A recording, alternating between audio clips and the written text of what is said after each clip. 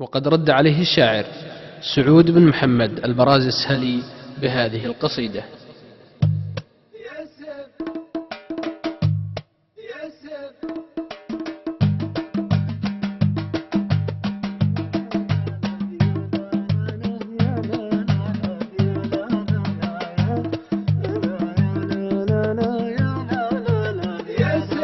تبشر بالسعد يا سيف تبشر بالسعد ما للحمول الا الجمال حنا حزامك فالنهار اللي نهار السرمدي من ينتخي بسهلي يطع على صعب المنال حنا مطوعة الصعب سقم العدا والمعتدي ششنا وشوشت العرب باللي تقول من الجزال اللي رمى بعمامته واللي حدا لجلك حدي اقدم على ما تشتهي واصعد على روس الطوال وإن حزامك وسعدك ما في قبايلنا ردي وابشر بعز تلبس على مدى طول الليال الصعب لباس قوي والجود لكف الندي يا سيف لبنا الندى